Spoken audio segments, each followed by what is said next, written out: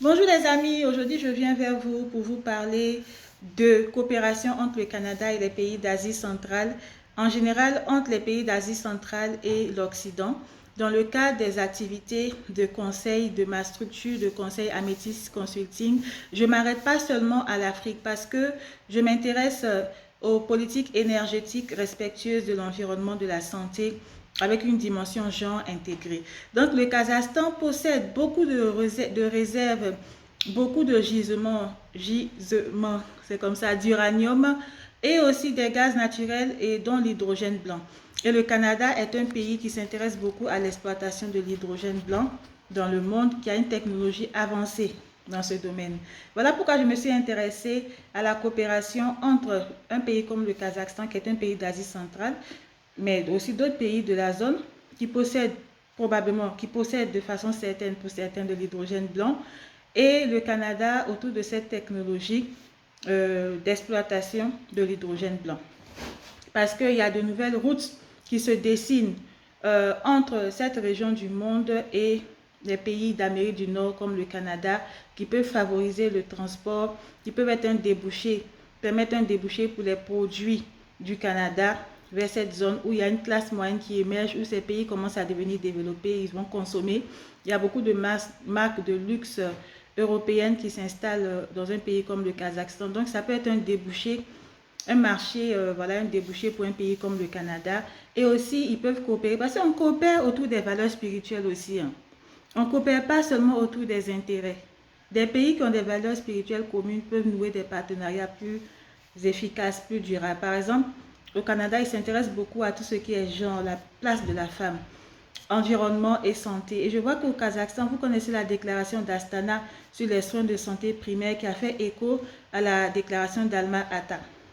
Donc, c'est une déclaration qui vise l'autonomie individuelle et communautaire pour l'accès à la santé, qui vise des politiques plus audacieuses pour la santé et de nombreuses mesures pour l'accès. Le point principal, c'est-à-dire la pierre angulaire, c'est l'accès universel à la santé et un nouvel ordre économique basé sur la justice sociale. Donc, cette déclaration d'Astana fait écho au principe du Canada en matière d'accès à la santé qui sont basés notamment sur l'équité et l'accès aux populations vulnérables comme les femmes et les enfants. Et le Kazakhstan est un pays qui s'intéresse beaucoup aussi à la question de la protection des femmes, l'équité genre, qui est une question primordiale pour le Canada.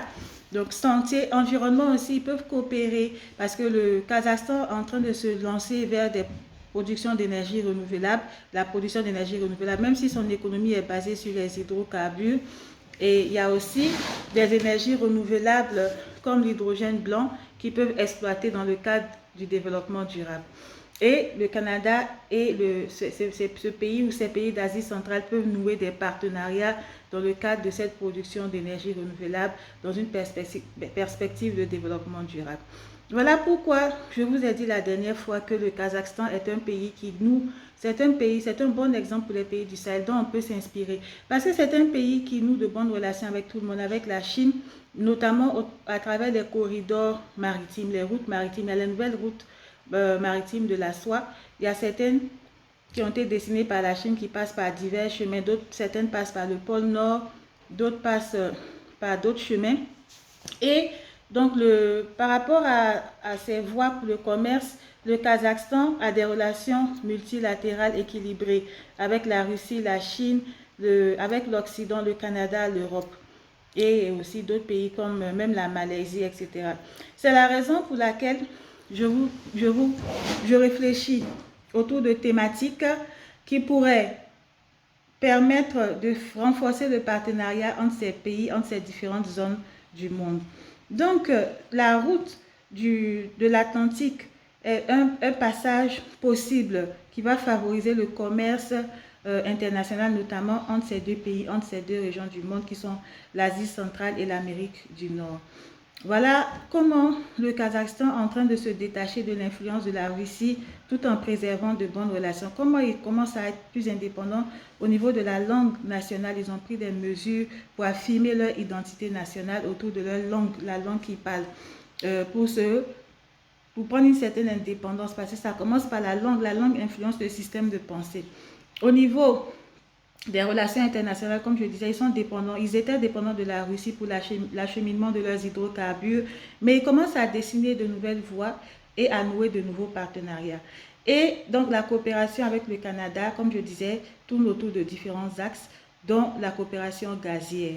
Voilà un peu comment on peut s'inspirer de ce genre de pays avec lesquels on partage la même carte d'identité, si je peux dire ainsi, géologique, environnementale, pas géographique, mais en tout cas climatique, etc.